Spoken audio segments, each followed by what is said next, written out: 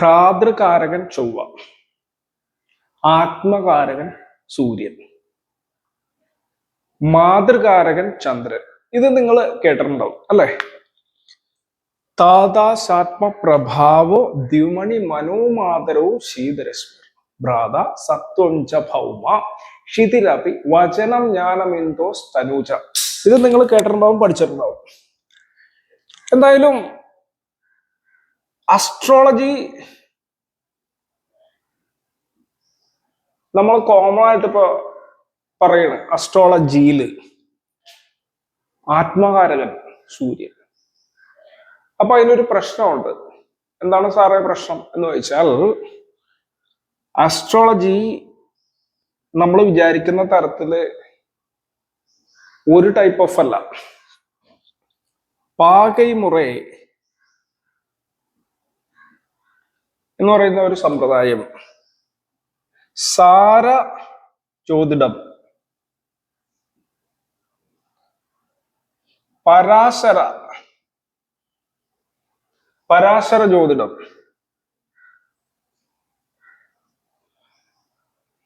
മിഹിര, ഇനി വേറൊരെണ്ണമാണ് വരാഹ മിഹിര. ഇനിയിപ്പോ വേറൊരു സാധനം കൂടി ഉണ്ട്, DNA അസ്ട്രോളജി. ഇങ്ങനെ ഡിഫറെന്റ് ടൈപ്പ്. അപ്പൊ ഈ പാകൈ ജ്യോതിഡത്തെ നമുക്ക് വേണമെങ്കിൽ ജൈമിനി മെത്തഡ് ഓഫ് അസ്ട്രോളജി എന്ന് പറയാം. ജൈമിനി. സാര ജ്യോതിഡത്തെ വേണമെങ്കിൽ നമുക്ക് KP മെത്തേഡ് എന്ന് പറയാം, കൃഷ്ണമൂർത്തി പദ്ധതി. വരാഹമിഹിര മെത്തേഡ് എന്ന് പറഞ്ഞാൽ കേരളത്തില് സാധാരണ ഓടിക്കൊണ്ടിരിക്കുന്ന ജ്യോതിഷം. പരാശര ജ്യോതിഷം തമിഴ്നാട്ടിൽ ഓടിക്കൊണ്ടിരിക്കുന്ന. DNA മെത്തേഡും തമിഴ്നാട്ടിലാണ് കൂടുതൽ ഉള്ളത്. അതൊരു കുട്ടി ജനിക്കുന്ന സമയത്ത് അവന്റെ ജനന സമയം ക്ലിപ്തപ്പെടുത്താനായിട്ട് ചില ഗ്രഹങ്ങളുടെ നിൽപ്പ് വെച്ചിട്ട് ആ ജാതകം ശരിയാണോ അല്ലേ എന്ന് DNA പ്രകാരം അത് മനസ്സിലാക്കും. DNA എന്ന് പറഞ്ഞാൽ ശരിക്കും നമ്മുടെ DNA പ്രകാരം എന്ന് പറഞ്ഞാൽ അവരുടെ അച്ഛന്റെയും അവരുടെ അമ്മയുടെയൊക്കെ ജാതവുമായിട്ടുള്ള കണക്ഷനൊക്കെ വെച്ചിട്ട് നമ്മൾ കണ്ടുപിടിക്കണം. അതിനെപ്പറ്റി വേണമെങ്കിൽ പിന്നീട് ഞാൻ ഒരിക്കൽ പറയാം. ഇതിപ്പോ നമുക്ക് പാകമുറ ജൈമിനി മെത്തഡ് ഓഫ് അസ്ട്രോളജിനെ പറ്റി നമ്മൾ നോക്കിയാൽ നമുക്ക് ചില കാര്യങ്ങൾ മനസ്സിലാവും. അതായത് ഇപ്പൊ ഞാൻ വരാഹമിഹിര സിസ്റ്റത്തിലാണ് എന്ത് പറഞ്ഞത്, താതാശാത്മ പ്രഭാവോ ദ്വിമണി മനോമാതരോ ശീതരശ്മി എന്നുള്ള ആ പ്രമാണം പറഞ്ഞത്. പരാശര മെത്തേഡില് ആത്മകാരകൻ സൂര്യൻ തന്നെയാണ്. സൂര്യന് ആയിരക്കണക്കിന് കാരകത്വമുണ്ട്. പരാശര സമ്പ്രദായത്തില് തമിഴ് പാടലുകളാണ് ഉള്ളത് കൂടുതൽ. പരാശര ഹോര എന്ന് പറഞ്ഞിട്ട് സംസ്കൃതത്തിൽ ഒരു സംഭവം ഉണ്ട് കേട്ടോ. എങ്കിലും തമിഴ്സ് കൂടുതൽ ഉപയോഗിക്കുന്നത് കൊണ്ട് അത് കുറച്ചും കൂടി എലാബറേറ്റഡ് ആണ്, സ്കോപ്പ് കൂടുതലാണ്. ജൈമിനി മെത്തേഡും തമിഴ്നാട്ടില് ആണ് കൂടുതലും യൂസ് ചെയ്യുന്നത്. ഇവിടെ അറിയാവുന്നവർ വളരെ കുറവാണ് ഉള്ളത്. അപ്പൊ നമുക്ക് എന്താണ് ഈ ജൈമിനി മെത്തേഡ് ഓഫ് അസ്ട്രോളജിയിൽ നോക്കാം. ഇത് one of the simplest form of അസ്ട്രോളജിയാ. ഇത് വേണമെങ്കിൽ നമുക്ക് അത്യാവശ്യം ജ്യോതിഷം അറിയാവുന്ന ആൾക്കാർക്കാണെങ്കിൽ നിസ്സാര കാലം കൊണ്ട് പഠിക്കാം, നിസ്സാര സമയം. ഞാൻ ബേസിക് അസ്ട്രോളജി തന്നെ പഠിക്കാൻ 12 വർഷം എടുത്തു. 1996 തുടങ്ങിയിട്ടാണ് ഞാൻ അസ്ട്രോളജി പഠിക്കുന്നത്. അന്ന് ഗുരുകുല സമ്പ്രദായ പ്രകാരമാണ് പഠിച്ചത്. അന്ന് ഞാൻ 12 വർഷം എടുത്തു. ഹോരാശാസ്ത്രം അതിലെ പല അധ്യായങ്ങളും കാണാണ്ട് പഠിക്കേണ്ടി വന്നു. പിന്നെ പല ഗ്രന്ഥങ്ങളും, പ്രശ്നമാർഗം, ബൃഹത് ജാതക പദ്ധതി, മാനസാഗരി, കുറെ ഗ്രന്ഥങ്ങളിലെ കുറെ പ്രമാണങ്ങളൊക്കെ കാണാണ്ടൊക്കെ പഠിക്കേണ്ടിയൊക്കെ വന്നു. ആ സമയം സംസ്കൃതം പഠിക്കേണ്ടി വന്നു. എന്തായാലും ഇന്നത്തെ കാലം വളരെ ഫാസ്റ്റ് ആയിട്ട് പോയിക്കൊണ്ടിരിക്കുന്നതുകൊണ്ട് ജ്യോതിഷം പഠിക്കാൻ ഇന്നത്തെ കാലത്ത് കുറച്ചും കൂടി എളുപ്പമാണ്. അപ്പോ നമ്മൾ പറഞ്ഞു വരുന്ന വിഷയം ജൈമിനി അസ്ട്രോളജിയിൽ അല്ലെങ്കിൽ പാക ജ്യോതിഷത്തിന്റെ ഒരു ഇമ്പോർട്ടൻ്റ് ആണ്. ഒരു രാശി ഘട്ടം, ഇത് മൊത്തം ഒരു രാശി ചക്രമാണ്. ഇത് 360 ഡിഗ്രി, 360 ഡിഗ്രിയാണ്. അപ്പൊ ഒരു രാശി 30 ഡിഗ്രി ഉണ്ടാവും. 12 3 36, ഓരോ രാശിയും 30 ഡിഗ്രി വെച്ച് 360 ഡിഗ്രി. ഒരു രാശിയിൽ 2.25 നക്ഷത്രം, 3 ഞാൻ പറഞ്ഞുള്ളൂ, 2.25. ഒരു നക്ഷത്രം 13 ഡിഗ്രി 20 മിനിറ്റ്, 13/20 കല. അങ്ങനെ 2 നക്ഷത്രം വരുമ്പോ 26 40, ബാക്കി 3 20. അങ്ങനെ മൊത്തത്തില് 30 ഡിഗ്രി വരും. അതൊരു രാശിഘട്ടത്തിൽ വരും. അപ്പൊ ഈ ഡിഗ്രി കാൽക്കുലേഷൻ വളരെ സിമ്പിൾ ആണ്. നമുക്കിങ്ങനെ ഒരു എത്ര ഡിഗ്രിയിൽ നക്ഷത്രം നിൽക്കുന്നുണ്ടെന്ന് നമുക്ക് മനസ്സിലാക്കി കഴിഞ്ഞാൽ വളരെ ഈസിയാണ്. പഴയ കാലത്ത് അത് മനസ്സിലാക്കാനായിട്ട് ചന്ദ്രസ്ഫുടം, സൂര്യസ്ഫുടം ഇതൊക്കെ ഗണിക്കണമായിരുന്നു, ഞാനൊക്കെ പഠിച്ചുകൊണ്ടിരുന്ന സമയത്ത്. ചിലവരല്ലാണ്ടും പഠിപ്പിക്കും. ഞങ്ങളൊക്കെ പഠിപ്പിച്ചത് ചന്ദ്രസ്ഫുടം, സൂര്യസ്ഫുടം ഒക്കെ ഗണിക്കാനുള്ള മെത്തേഡുകളുണ്ട്, എല്ലാം ഗണിക്കാൻ പറ്റും. അപ്പോ ഈ മെത്തേഡിൽ നമ്മൾ ഇത്ര രാശി, ഇത്ര ഭാഗം, ഇത്ര കല. ഇപ്പൊ ഇവിടെ ഒരു നക്ഷത്രം നിൽക്കുകയാണെന്ന് വിചാരിക്കാം. 3 രാശി 20 ഭാഗ 12 കല എന്ന് വിചാരിക്കുക. അപ്പൊ 3 രാശി എന്ന് പറഞ്ഞാൽ ഇവിടെ, അതായത് 1 2 3 രാശി കഴിഞ്ഞു, ബാക്കി വരുന്നത് 20 ഭാഗ 12 കലയാണ്. അപ്പോ ഇതിന്റെ ഈ രണ്ടാമത്തെ സെഗ്മെന്റിൽ ഇത് വരും, 3ആയിട്ട് രാശിയെ വിഭജിച്ചാല്. അപ്പൊ ഇതിലുള്ള നക്ഷത്രം, ഈ നക്ഷത്രം ഏതാണെന്ന് നമുക്ക് ക്ലിയർ ആയിട്ട് അറിയാനായിട്ട് പറ്റും. ഇതിൽ പുണർദം കാല്, പൂയ ആയില്യമാണ്. പുണർദം കാല്, അതായത് പുണർദം 3 20, പൂയം 13 20, ആയില്യം ആണ് ബാക്കി 13 20 വരുന്നത്. സ്വാഭാവികമായിട്ടും സെക്കൻഡിലല്ല വന്ന, തേർഡിൽ വരും. 3 20 എന്ന് പറയുമ്പോ ഈ ഇവിടെ ആയില്യ നക്ഷത്രം വരും. അപ്പൊ അത് നക്ഷത്രത്തിൻ്റെത്. ഇനി ഒരു ഗ്രഹം ഇരിക്കുകയാണെന്ന് വിചാരിക്കാം. ഒരു ഗ്രഹത്തിന്റെ സ്ഫുടം പറയണം, 10 2 8 ഒരു സ്ഫുടം പറയണം. ഇതെവിടെ വരും? അതായത് ചൊവ്വ 10 2 8 എന്ന് മനസ്സിലാക്കിയാൽ 10 ഭാഗ 2 കല, അല്ല 10 രാശി 2 ഭാഗ 8 കല. എങ്ങനെ എടുക്കാം? 10ാമത്തെ രാശി ഇത്, 10 രാശി കഴിഞ്ഞു, 10ാമത്തെ രാശി ഇതാണ്. അപ്പൊ അതുകൊണ്ട് 11ാമത്തെ രാശിയിലേക്കായി. ഇവിടെ 2 ഭാഗ 8 കലയുണ്ട്, അപ്പൊ ഇവിടെ വരും. ഇതിലുള്ള നക്ഷത്രം ഏതാണ്? അവിട്ടത്തര, ചതയം, പുരുട്ടാതി, മുക്കാല്. അപ്പൊ അവിട്ടം 6 40 ഉണ്ട് ഇവിടെ, ചതയം 13 20 ഉണ്ട്, പിന്നുള്ളത് പൂരുട്ടാതിയുടെ മുക്കാലാണ്, അത് 10 ഉണ്ട്. അപ്പൊ ഇവിടെ നമുക്ക് ക്ലിയർ ആയിട്ട് മനസ്സിലായി ഏത് അവിട്ടം നക്ഷത്രത്തിലാണ് ചൊവ്വ നിൽക്കുന്നത്, ഇവിടെയാണ് നിൽക്കുന്നതെന്ന് മനസ്സിലായി, ഈ രാശിയിലാണെന്ന് മനസ്സിലായി. അപ്പൊ ചൊവ്വ ഇവിടെ അടയാളപ്പെടുത്താം, നിൽക്കുന്ന നക്ഷത്രം അവിട്ടത്തിലാണെന്ന് മനസ്സിലായി. ഇതിന് സാരം എന്ന് പറയും, ചൊവ്വ വാങ്ങിയ സാരം. ഇത് KP അസ്ട്രോളജിയിൽ മെയിൻ ആയിട്ട് എടുക്കണതാണ്. പിന്നെ ഇതിന്റെ വീണ്ടും ഇതിപ്പോ നക്ഷത്രം, ഉപനക്ഷത്രം, ഉപനക്ഷത്രം ഒക്കെ എടുത്തിട്ടാണ് ബലം പറയുന്നത്. ഇത്രയും കാര്യങ്ങൾ മനസ്സിലാക്കുകയാണെങ്കിൽ, ഡിഗ്രി മനസ്സിലാക്കിയാൽ നമുക്ക് ജൈമിനി അസ്ട്രോളജി പ്രകാരമുള്ള കാരകത്വത്തെ കണ്ടുപിടിക്കാൻ പറ്റും, പാകൈ മുറയിൽ കാരകത്വത്തെ കണ്ടുപിടിക്കാൻ പറ്റും. അപ്പോ അതെങ്ങനെയെന്ന് നോക്കാം. ജൈമിനി അസ്ട്രോളജി മെത്തേഡ് അനുസരിച്ചിട്ട് നമ്മൾ കാരകനെ പറയുന്നത് എങ്ങനെയെന്ന് പറഞ്ഞാൽ, ആത്മാമാത്യ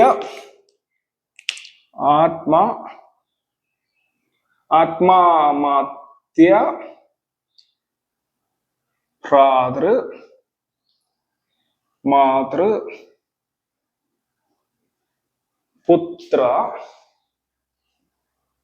ജ്ഞാതി ധാരാണി. കാരകാൻ. ഇതാണ് അതിന്റെ ആത്മാമാത്യ ഭ്രാതൃ മാതൃപുത്ര ജ്ഞാതി ധാരാണി കാരകാൻ എന്ന് പറഞ്ഞാൽ ആദ്യത്തെ കാരകൻ ആരാ? ആത്മകാരകൻ. രണ്ടാമത്തത് അമാത്യകാരകൻ. മൂന്നാമത് ഭ്രാതൃകാരകൻ. നാലാമത് മാതൃകാരകൻ.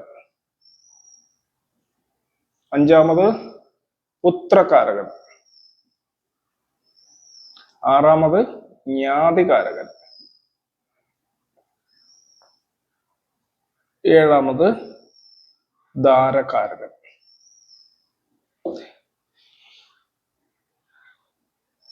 അപ്പോ ഇത് സെയിം തന്നെ. ആത്മകാരകൻ എന്ന് പറഞ്ഞാല് ആത്മാവിനെ കാണിക്കുന്നു. നമ്മൾ എന്ത് കാര്യത്തിനാണ് ഈ ഭൂമിയിൽ ജനിച്ചിരിക്കുന്നത്, നമുക്ക് എന്തിനോടായിരിക്കും ഏറ്റവും കൂടുതൽ ഇൻട്രസ്റ്റ് എന്ന് ആത്മകാരകൻ കാണിക്കും. അമാത്യകാരകൻ നമ്മൾ ഏത് കാര്യത്തിന് വേണ്ടി പോകാൻ ഇറങ്ങുന്നുവോ അതിന്റെ സബ് ഡിവിഷൻ, അതിനെ സപ്പോർട്ട് ചെയ്യുന്ന ഗ്രഹമായിരിക്കും അമാത്യകാരകൻ. അമാത്യൻ എന്ന് പറഞ്ഞാൽ മന്ത്രി എന്നാണല്ലോ അർത്ഥം. ഭ്രാതൃകാരകൻ സഹോദരം, വീര്യം, ധൈര്യം, ഇതിനെയൊക്കെ തന്നെയാണ് ഭ്രാതൃകാരകൻ കാണിക്കുന്നത്. മാതൃകാരകൻ മനസ്സ്, സ്ഥലം, വാഹനം, ഇതൊക്കെ തന്നെയാണ് കാണിക്കുന്നത്. അഞ്ചാം ഭാവകാരകത്വമുള്ള എല്ലാം പുത്രകാരങ്ങളിൽ പെടുത്താം. അപ്പോ ഇത് നമ്മൾ സാധാരണ ഭാവകാരകത്വം പഠിക്കുകയാണെങ്കിൽ ഏകദേശം ഇത് നമുക്ക് മനസ്സിലാക്കാനായിട്ട് പറ്റും. അതായത് ഒന്നാം ഭാവകാരകത്വം ഇതായിട്ടും, രണ്ടാം ഭാവകാരകത്വം 3, 4, 5, 6, 7 ഈ തരത്തിൽ നമുക്ക് എടുക്കാനായിട്ട് സാധിക്കും കോമൺ ആയിട്ട്. അപ്പോ ഇതെങ്ങനെ കണക്കാക്കുന്ന വെച്ച് കഴിഞ്ഞാൽ വളരെ സിമ്പിൾ ആണ്. അതായത് ലൈറ്റ് പോയി എങ്കിലും കണ്ടിന്യൂ ചെയ്യണം. അതായത് നമ്മള് ഏറ്റവും കൂടിയ ഭാഗ ഉള്ളത് ആണ് ആത്മകാരകൻ. അപ്പൊ നമുക്ക് ഇതിങ്ങനെ ഗ്രഹങ്ങളുടെ ഭാഗം നമ്മൾ നോക്കാം. സൂര്യൻ 3, 14, 12, ചന്ദ്രൻ 6, 18, 24, ചൊവ്വ 3, 8, 2, ബുധൻ. ഇങ്ങനെയൊന്നും ഇങ്ങനെ വരൂല കേട്ടോ. ഞാൻ നിങ്ങൾക്ക് മനസ്സിലാക്കാൻ ചുമ്മാ എഴുതണാണ്. ഇങ്ങനെ വരൂല. കാര്യം ഒരു ഗ്രഹവും മറ്റു ഗ്രഹവും തമ്മിലുള്ള ഡിസ്റ്റൻസ് വളരെ ആക്യുറേറ്റ് ആയിരിക്കും. ആ ഡിസ്റ്റൻസിനെ വിട്ട് പോകത്തില്ല. അപ്പൊ അത് അങ്ങനെ വരത്തുള്ളൂ. അപ്പൊ ബുധൻ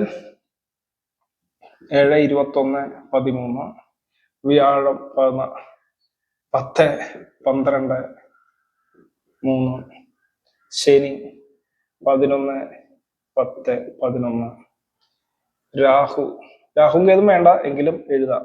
0, 22, 24, കേതു 7, 22, 24. ഓക്കെ. അപ്പൊ ഇതിൽ ഏതാണ്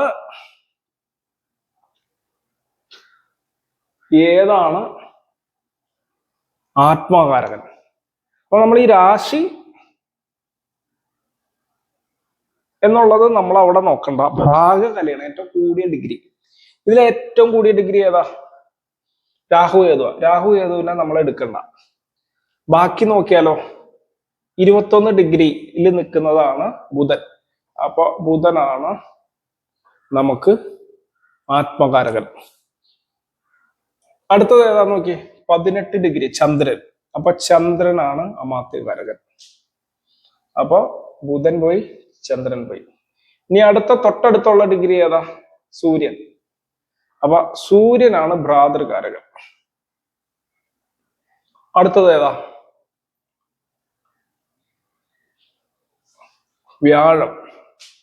വ്യാഴമാണ് മാതൃകാരകൻ. അടുത്തത് ഏതാ?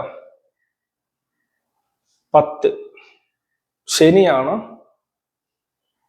പുത്രകാരകൻ.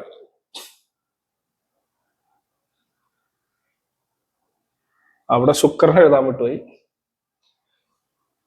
അപ്പൊ തൽക്കാലം ഞാൻ ശുക്രൻ എഴുതുന്നത് കണക്ക് മാറാതിരിക്കാൻ 12, 6, 0 എന്ന് എഴുതണം. അപ്പൊ തൊട്ടടുക്ക് വരുന്നത് ചൊവ്വയാണ് ജ്ഞാതികാരകൻ. ശുക്രന് ഏറ്റവും കുറഞ്ഞ ഭാഗ്യമായത് കാരണം ശുക്രനാണ് ധാരകാരകൻ. ഓക്കെ, ചുരുക്കി പറഞ്ഞാൽ ഇത് ഏറ്റവും കൂടുതൽ ഭാഗ്യമുള്ളത് ആത്മകാരകനും ഏറ്റവും കുറഞ്ഞ ഭാഗ്യയിൽ വരുന്നത് ധാരകാരകനുമായിരിക്കും. ഓക്കെ, ഇതാണ് ഇതിന്റെ ഒരു മെത്തേഡ്. മനസ്സിലായി കാണുമെന്ന് വിചാരിക്കുന്നു. ഇത് കണ്ടുപിടിക്കാൻ എന്ത് ചെയ്താൽ മതി? മൊത്തം ഗ്രഹസ്ഫുടത്തെ നമ്മൾ എഴുതുക, എന്നിട്ട് ഓർഡർ വൈസ് ഏറ്റവും കൂടുതൽ ഭാഗ്യമുള്ളത് ആദ്യം പോലെ ഇങ്ങനെ എഴുതി വരിക. അങ്ങനെ 7 ഗ്രഹങ്ങൾ, രാഹും കേതും വേണ്ട, 7 ഗ്രഹങ്ങൾ എഴുതി വരുമ്പോൾ ഏതാണ് ആത്മകാരകൻ ഏതാണ് അമാത്യകാരകൻ എന്നുള്ള ഈ ധാരകാരകൻ വരെയുള്ള കണക്ക് നിങ്ങൾക്ക് ക്ലിയർ ആയിട്ട് കിട്ടും. ഓക്കെ, ഇതൊരു കാര്യം. അപ്പൊ ഇത് നമ്മളുടെ പരാശര മെത്തേഡിൽ എടുക്കുന്നുണ്ട്. ഇതിനെ HD ഗ്രഹം എന്ന് പറയും, ഇതിനെ LD ഗ്രഹം എന്ന് പറയും. HD ഗ്രഹം LD ഗ്രഹം എന്ന് പറയും പരാശര. പക്ഷെ അതിന്റെ കോൺസെപ്റ്റ് വ്യത്യാസമുണ്ട്. ഇത് കറക്റ്റ് ആണ്. HD ഗ്രഹം നമ്മളെ എപ്പോഴും തുണയ്ക്കും. HD ഗ്രഹത്തിന്റെ കാരകത്വമുള്ള ദേവതകളെ നമ്മൾ പ്രാർത്ഥിച്ചാൽ നമുക്ക് നല്ലതായിരിക്കും. LD ഗ്രഹം ഏതാണോ അതിന്റെ കാരകത്വത്തിന് വേണ്ടിയായിരിക്കും നമ്മൾ ഏറ്റവും കൂടുതൽ കിടന്നോടുന്നത്. എന്നാൽ അതൊട്ടും സാധ്യമാവോ? അതുമില്ല. HD ഗ്രഹത്തിന്റെ കാരകത്വത്തിന് വേണ്ടി നമ്മൾ ഓടുകയായിരുന്നെങ്കിൽ നമ്മൾ പെട്ടെന്ന് രക്ഷപ്പെട്ടേനെ. കാരണം ആ സ്കില്ല് ഓൾറെഡി നമ്മളിലുണ്ട്. നമ്മളിലുള്ളതിന് വേണ്ടി നമ്മൾ മിക്കവാറും കൂടുതൽ കിടന്ന് ഓടൂല. അപ്പൊ ആ തരത്തിൽ അത് എടുക്കുന്നുണ്ട്. ഈ കാരകത്വം ഇങ്ങനെ കണ്ടാലും ഇത് രാശിയിൽ കണക്ട് ചെയ്ത് രാശി ചക്രത്തിലെ ഗ്രഹങ്ങള് കണക്ട് ചെയ്തിട്ട് ആണ് നമ്മൾ ഇതിന്റെ ഫലം പറയുന്നത്. ഈ ജൈമിനി സിസ്റ്റം ഓഫ് അസ്ട്രോളജി വളരെ ഈസി ആണെന്ന് പറഞ്ഞാലും ഇതിന്റെ കാൽക്കുലേറ്റ് ചെയ്യാനായിട്ട് നമ്മൾ ഒന്നില്ലെങ്കിൽ ഇതിന്റെ സോഫ്റ്റ്വെയർ വേണം. സോഫ്റ്റ്വെയർ കിട്ടും. സോഫ്റ്റ്വെയർ ഇല്ലെങ്കിൽ നിങ്ങൾ ഇങ്ങനെ കുത്തിയിരുന്ന് കാൽക്കുലേറ്റ് ചെയ്യേണ്ടി വരും. പക്ഷെ നമുക്ക് ഓൾറെഡി ഒറ്റ കൂട്ടത്തിൽ തന്നെ ഇത് അറിയാനായിട്ട് സാധിക്കും, പ്രാക്ടീസ് കൊണ്ട്. രണ്ടാമത്തെ കേസ്, ജൈമിനി ആസ്ട്രോളജിയിൽ നമ്മൾ ഒരിക്കലും, ഞാൻ ജൈമിനി ആസ്ട്രോളജി അല്ല ഫോളോ ചെയ്യണം, ഞാൻ നിങ്ങൾക്ക് അറിയാൻ വേണ്ടിയിട്ട് പറഞ്ഞെന്നുള്ളൂ. ഇതിലെ ചില കോൺസെപ്റ്റുകൾ നമ്മൾ എടുക്കാറുണ്ട്. ചിലത് എല്ലാം കൂടി മിക്സ് ചെയ്ത് ബലം പറഞ്ഞാല് ബലം കൃത്യമായിട്ട് വരില്ല. അപ്പൊ നമ്മൾ സാരജ്യോതിഷത്തിന്റെ ചില സാധനങ്ങൾ എടുത്തു നോക്കാം. പരാശരനോ അത് എടുക്കാറുണ്ട്. ഗ്രഹം ഏത് സാരത്തിൽ നിൽക്കുന്നു, ഏത് നക്ഷത്രത്തിൽ നിൽക്കുന്നു, അതിന്റെ ഉപനക്ഷത്രം ഏതാണെന്നൊക്കെ പലപ്പോഴും നമ്മൾ എടുക്കാറുണ്ട് ചില കാര്യത്തിൽ. നക്ഷത്രം എന്തായാലും നോക്കാറുണ്ട് പരാശര മെത്തേഡില്. അല്ലാത്ത ഡീപ്പായിട്ട് ഉപനക്ഷത്രം ഉപനക്ഷത്രം ഒന്നും നമ്മൾ പരാശരനിൽ എടുത്ത് നോക്കാറില്ല. അങ്ങനെ എടുത്ത് നോക്കിക്കഴിഞ്ഞാൽ ആ മെത്തേഡ് തന്നെ ഫോളോ ചെയ്യേണ്ടി വരും. ഈ മെത്തേഡ് എടുക്കുകയാണെങ്കിൽ ഇത് തന്നെ ഫോളോ ചെയ്ത് ബലം പറയണം, അല്ലെങ്കിൽ ബലം വല്ലോടത്തൊക്കെ പോകും, ആക്യുറസി കിട്ടൂല. ജ്യോതിഷം എങ്ങനെയൊക്കെ ബലം പറഞ്ഞാലും 80% to 90% ശരിയായി വന്നേക്കാം. എല്ലാ കാര്യങ്ങളും നോക്കുമ്പോ. എന്നാൽ ചില കാര്യങ്ങള് എന്റെ ലൈഫിൽ ഞാൻ ഇത്ര നാൾ നോക്കുമ്പോ ചില കാര്യങ്ങള് 98% കറക്റ്റ് ആയിട്ട് വന്ന കേസുകളൊക്കെ ഉണ്ട്. അതായത് ചില പ്രത്യേക ആസ്പെക്ട്സ്. ഒരു ഉദാഹരണം, ചൊവ്വാദോഷം ആൾക്കാർ പറയാത്തതാണ്. പക്ഷെ ഞാൻ അതിൽ തന്നെ കുറെ കാര്യങ്ങൾ, ഒത്തിരി ജാതകങ്ങളൊക്കെ എടുത്ത് പഠിക്കുകയും റിസർച്ച് നടത്തുകയും പ്രോജക്റ്റ് അവതരിപ്പിക്കുകയൊക്കെ ഒക്കെ ചെയ്തിട്ടുണ്ട്. ഞാൻ മുന്നേ പറഞ്ഞിട്ടുണ്ട്, ഞാൻ സൈക്കോളജി PG ചെയ്തപ്പോ എന്റെ main topic the influence of കുജദോഷ എന്നും പറഞ്ഞിട്ട് ടോപ്പിക് ആയിരുന്നു. ഫുൾ പറയുകയാണെങ്കിൽ personality characteristics of the woman who are having കുജദോഷ എന്നായിരുന്നു അതിന്റെ ടോപ്പിക്. അപ്പൊ ഈ പറഞ്ഞ മാതിരി ഇത് കണക്ട് ചെയ്ത് നമ്മൾ ചിന്തിക്കുമ്പോ 98% ഒക്കെ ചിലതൊക്കെ ശരിയായി വന്നേക്കാം, ചിലത്. അപ്പോ എല്ലാം കൂടി കുഴമ്പ് രൂപത്തിലാണെങ്കിൽ മൊത്തത്തിൽ തെറ്റിപ്പോകും. ഇവിടെ ഈ ജൈമിനിയില് ദശ എടുക്കൂലേ, നമ്മളുടെ ദശ വ്യത്യാസമുണ്ട് ജൈമിനി അസ്ട്രോളജിയിൽ. ഈ ദശ കാണണമെങ്കിലേ പാകൈ മുറിയിൽ കാൽക്കുലേറ്റ് ചെയ്യേണ്ട അത്യാവശ്യമാണ് അതില് കാര്യം. അതേപോലെ സവ്യ അപസവ്യ രാശികൾ കാൽക്കുലേറ്റ് ചെയ്യേണ്ട ആവശ്യമുണ്ട്. എന്തുകൊണ്ടെന്നാൽ നമ്മുടെ പരാശര വരാഹമീര സിസ്റ്റത്തിലെ പോലെ ആദിത്യനാർ ശശിപത്തം 1 ചൊവ്വ 18 പാമ്പ് 16 ബൃഹസ്പതി 19 ശനി എന്ന് പറഞ്ഞിട്ടുള്ള പ്രമാണമൊന്നും അതിൽ ഉപയോഗിക്കുന്നില്ല. സൂര്യൻ 6, ചന്ദ്രൻ 10, ചൊവ്വ 7 എന്ന് പറഞ്ഞ അങ്ങനെയല്ല, ഫിക്സ്ഡ് അല്ല. ഇതില് സവ്യ അപസവ്യ രാശികള് ഉണ്ട്. അതിനെപ്പറ്റി ആവശ്യമുണ്ടെങ്കിൽ കമന്റ് ചെയ്താൽ പറയാം. സവ്യരാശികള് അപസവ്യ രാശികളാണ്. സവ്യരാശികൾക്ക് ക്ലോക്ക് വൈസ് ആയിട്ട് ദശ വരുമെന്നും നമ്മൾ കാലചക്ര ദശ കണക്കാക്കുന്ന അതിന്റെ കുറച്ച് സിമിലാരിറ്റി ഉണ്ട്. അതിന്റെ 9ാം ഭാവം മുതൽ ആണ് ദശ വരുന്നതെന്നും സവ്യരാശികൾക്ക് 9ാം ഭാവം മുതൽ നിൽക്കുന്ന രാശി. അപ്പൊ ഇതൊക്കെ കണക്കാക്കണം, ഈ പ്രധാനപ്പെട്ട ആത്മകാരകനൊക്കെ കണക്കാക്കണം. എന്നിട്ട് ക്ലോക്ക് വൈസ് ആയിട്ട് ദശ വരുമെന്നും ഒക്കെ ഉള്ള ഒരു കാൽക്കുലേഷൻ. അപസവ്യ രാശികൾക്കാണെങ്കിൽ ആന്റി ക്ലോക്ക് വൈസ് എന്നൊക്കെ പറഞ്ഞിട്ടുണ്ട്. അതിന്റെ ഉപദശ കണ്ടുപിടിക്കുക എന്നൊക്കെ ഉള്ളതൊക്കെ ഉണ്ട്. എന്തായാലും ദശ വരുന്നത് 12 വർഷത്തിൽ കൂടൂല. അത് നിൽക്കുന്ന സ്ഥാനം ആച്ചി ഉച്ചമൊക്കെ നോക്കിയിട്ടൊക്കെയാണ് വരുന്നത്. അപ്പൊ അങ്ങനെയുള്ളൊരു കാൽക്കുലേഷൻ. ഇപ്പൊ ഞാൻ പറഞ്ഞത് ഇത് ഇത്രയും പറയാൻ കാര്യം, ഇപ്പൊ ആത്മകാരകൻ എന്നും പറഞ്ഞിട്ട് നമ്മള് സൂര്യനെ തന്നെ എടുക്കുകയാണെങ്കിൽ അത് പരാശരനിലും ഓക്കെ ആവും, ചിലതിലും ഓക്കെ ആവില്ല. ഇതെന്താ പറയാൻ കാര്യം എന്ന് പറഞ്ഞാൽ, ഞാന് ചില ആളുകള് ആത്മകാരകൻ ഇത് അമാത്യകാരകൻ എന്ന് പറയുമ്പോ ചില ആളുകൾ പറയുമ്പോ നമ്മള് ഇത് പരാശരമായിട്ട് തെറ്റിദ്ധരിച്ചിട്ട് ആത്മകാരകൻ സൂര്യൻ, അമാത്യകാരകൻ ചന്ദ്രൻ വരാലോ എന്നെടുത്താല് അവിടെ ഫോൾട്ട് വരും. ഇവിടെ ആത്മകാരകൻ ബുധനാണ്, അമാത്യകാരകൻ ചന്ദ്രനാണ്. ഇത് വെച്ചിട്ട് നമുക്ക് ബലം വേണമെങ്കിൽ പറഞ്ഞ് നോക്കാൻ പറ്റും. ഏത് ഭാവത്തെ കൊണ്ടുവന്നും, ഏത് വീട് എടുത്തെന്നും, ഏത് വീട്ടിൽ നിൽക്കുന്നുവെന്നും, വാങ്ങിയ വീട്, കൊടുത്ത വീട്, ഇതൊക്കെ അനുസരിച്ചിട്ടൊക്കെ ഉള്ള ഫലങ്ങളൊക്കെ ക്ലിയർ ആയിട്ട് നമുക്ക് പറയാൻ പറ്റും ഇത് വെച്ചിട്ട്. എങ്കിലും സ്പെസിഫിക് ആയിട്ട് നമ്മൾ ബലം പറയുമ്പോൾ നമ്മൾ പൂർണ്ണമായിട്ട് പരാശരന്റെ കാരകത്വമൊക്കെ എടുത്ത് ക്ലിയർ ആയിട്ട് നമ്മൾ പറയുകയാണെങ്കിൽ ക്ലാരിറ്റി കിട്ടും. ഭൂമിയിലുള്ള എല്ലാ സാധനത്തിനും നമുക്ക് കാരകത്വം വെച്ച് കണക്ട് ചെയ്ത് പറയാൻ പറ്റും. അത് മാത്രമല്ല, ഒരു രാശിയിൽ 30 ഡിഗ്രി ഉള്ളതിൽ ഏത് കാരകത്വം എവിടെ വരും എന്ന് വരെ പറയാനായിട്ട് പറ്റും. ഉദാഹരണം ഇപ്പൊ 4ാം ഭാവം എടുക്കുക. 4ാം ഭാവത്തില് നമ്മളുടെ സാധാരണ പ്രമാണത്തിന് മാതാ, സുഹൃ, മാതുല, ഭാഗിനേയോ, ക്ഷേത്രം, സുഖം, വാഹനം, ആസനഞ്ച, ലാളിത്യം, അമ്പ, ശയനഞ്ച, വൃദ്ധി, പശുവാധികം, വേശ്മഗ്രഹം, ചതുർത്ഥാൽ എന്ന് പറയുന്ന പ്രമാണത്തിൽ വരുന്ന ആ കുറിപ്പിട്ട 12ഓളമുള്ള ഭാവകത്വം അല്ല വരുന്നത്. ഭാവകത്വം ആയിരക്കണക്കിന് നമുക്ക് എടുക്കാം. അത് ഏതില് പൊരുൾ, എത്ര ഡിഗ്രി നിൽക്കുമ്പോൾ പൊരുൾ എടുക്കണം, എത്ര ഡിഗ്രി നിൽക്കുമ്പോൾ ഉയരെടുക്കണം എന്നൊരു കണക്കുണ്ട്.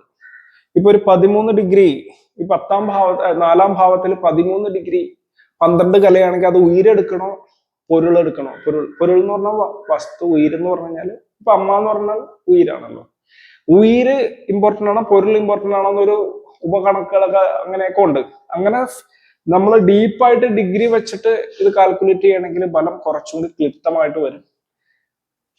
ഇതൊക്കെ പല ഈ ജാമ്പവാന്മാർ എന്ന് പറയില്ലേ, ജ്യോതിட ജാമ്പവാന്മാരുടെ ഒക്കെ ഉള്ള പല മെത്തേഡുകളാണ്. നമ്മൾ ഒരു മെത്തേഡ് ഫോളോ ചെയ്യുമ്പോൾ ആ മെത്തേഡ് തന്നെ ഫോളോ ചെയ്യാൻ ശ്രമിക്കുക. പലപ്പോഴും പല വീഡിയോസ് നമ്മൾ കണ്ടു കഴിയുമ്പോൾ മിക്സ്ഡ് ആക്കി കൺഫ്യൂഷൻ ആക്കി ചിലവർ പറയുന്നതും കേൾക്കാം. അപ്പൊ ഇതെങ്ങനെയാണ്? ജൈമിനി മെത്തേഡിലാണ് ഈ തരത്തിൽ ആത്മകാരകൻ ചരകാരകത്വം വരുന്നത്. ഇത് ചരകാരകത്വം കണക്കാക്കുന്നത് ഉയർന്ന പാക വെച്ചിട്ടാണ്. ഈ സാധനം ശരിയായി കാണാറുണ്ട് കേട്ടോ. കാര്യം ഇത് പരാശരനിൽ HD എന്ന് പറഞ്ഞ് ഉപയോഗിക്കുന്നത്, ഹൈ ഡിഗ്രി എന്ന് പറഞ്ഞ് ഉപയോഗിക്കുന്നത് കൊണ്ട് ആ കാര്യത്തിന് വേണ്ടി പോകും. അപ്പൊ നിങ്ങൾ ഇതിൽ നിന്നിട്ട് നിങ്ങൾക്ക് എന്ത് മനസ്സിലാക്കാൻ പറ്റും എന്ന് പറഞ്ഞാല്, നിങ്ങളുടെ ജാതകത്തിൽ ഏറ്റവും ഹൈയിൽ നിൽക്കുന്ന ഗ്രഹം ഏതാണോ അതിന്റെ കാരകത്വവുമായി ബന്ധപ്പെട്ട വസ്തുക്കളെ തേടി നിങ്ങൾ പോകും. അതിനോട് നിങ്ങൾക്ക് ഇൻട്രസ്റ്റ് ഉണ്ടാവും. ഇത് ഏകദേശം കൃത്യമായിട്ട് തന്നെ വരും. ലാസ്റ്റ് ധാരകാരകൻ എന്ന് പറയുന്ന LD ഗ്രഹം, അതിന് വേണ്ടിയിട്ടായിരിക്കും നിങ്ങൾ അങ്ങാട് കടന്ന് ഓടുന്നത്. രണ്ടാമത്തെ കേസ് HD ഗ്രഹത്തിന്റെ കാരകത്വം നിങ്ങളെ തേടി വരാൻ സാധ്യത കൂടുതലാണ്. LD ഗ്രഹത്തിൻ്റെത്, അതായത് ധാരകാരകന്റെ കാരകത്വത്തെ നിങ്ങൾ അങ്ങാട് ഓടിപ്പോയി അതിനു വേണ്ടി ട്രൈ ചെയ്യാനും സാധ്യത കൂടുതലാണ്. അപ്പൊ ഇനി ഇതുമായിട്ട് ബന്ധപ്പെട്ട അടുത്ത വീഡിയോയിൽ പറയാം. പറഞ്ഞുകൊണ്ടിരിക്കണം, ഞാൻ ആദ്യം കുറെ ബേസിക് വീഡിയോസ് ചെയ്ത്, ഇനി ബേസിക് വീഡിയോസ് നിങ്ങൾ പ്രതീക്ഷിക്കേണ്ട. ഈ ചാനൽ അഡ്വാൻസ്ഡ് ആയിട്ടുള്ള വളരെ ക്ലാരിറ്റി തന്നെ ആയിരിക്കും പറയുന്നത്. അഡ്വാൻസ് വീഡിയോസ് മാത്രമായിരിക്കും ജ്യോതിഷത്തിന്റെ ചാനൽ ഇടുന്നത്. ഞാൻ പിന്നീട് ഈ ജ്യോതിഷത്തിന്റെ റെഫർ ചെയ്യാറുണ്ടായിരുന്നില്ല, ചാനൽ നോക്കാറുണ്ടായിരുന്നില്ല. അപ്പൊ ചിലവര് ഞാൻ നക്ഷത്രത്തിന്റെ ഒക്കെ പ്രമാണം പറഞ്ഞിട്ടപ്പോ റെപ്പറ്റീഷൻ എന്ന് പറഞ്ഞപ്പോഴാണ് ഞാൻ ജ്യോതിഷത്തിന്റെ യൂട്യൂബ് ചാനലുകൾ ചെക്ക് ചെയ്യാൻ തുടങ്ങിയത്. ബേസിക് ഒക്കെ 10,000-കണക്കിന് ചാനലുകളിൽ കിടക്കുക. ബേസിക് അവിടെ ഇങ്ങനെ ഇങ്ങനെ ഇട്ട് പോയേക്കാണ് പലതും, മുഖം കാണിക്കാതെയും അല്ലാതെയും എക്സ്പ്ലെയിൻ ചെയ്ത് അങ്ങനെയൊക്കെ ഇട്ടിട്ടുണ്ട്. അപ്പൊ നമ്മൾ ഉദ്ദേശിക്കുന്നത് കുറച്ചും കൂടി സിസ്റ്റമാറ്റിക് ആയിട്ട് പറയാന്നുള്ളതാണ്. എന്തായാലും ഇനി ബേസിക് വീഡിയോസ് നിങ്ങൾ പ്രതീക്ഷിക്കേണ്ട. ബേസിക് ഉണ്ടെങ്കിൽ തന്നെയും ബേസിക് അങ്ങോട്ട് പറഞ്ഞു പോകും. ഡീപ്പായിട്ടുള്ള അനാലിസിസ് അല്ലെങ്കിൽ ഡീപ്പായിട്ടുള്ള ഇതേമാതിരിക്കുള്ള സ്പെഷ്യൽ വീഡിയോസ് ഉണ്ടായിരിക്കുന്നതാണ്. അപ്പോൾ ജ്യോതിഷം ഈ ചാനൽ തന്നെ നിങ്ങൾ നോക്കിക്കഴിഞ്ഞാൽ നിങ്ങൾക്ക് താല്പര്യമുള്ളവർക്കാണെങ്കിൽ കുറെ കാര്യങ്ങൾ മനസ്സിലാക്കാൻ പറ്റും. എൻ്റെ കളരിയുടെ ചാനൽ മാതിരി തന്നെ ഈ ചാനലും അതേപോലെ തുറന്ന കുറെ കാര്യങ്ങൾ, ഇൻട്രസ്റ്റിംഗ് സബ്ജക്ട്സ് പറയുന്നതായിരിക്കും. അപ്പൊ ഇന്നേക്ക് ഇത്രേ ഉള്ളൂ. എല്ലാവർക്കും ഒരിക്കൽ കൂടി വണക്കം. ഓം അഗത്തീശ്വരായ.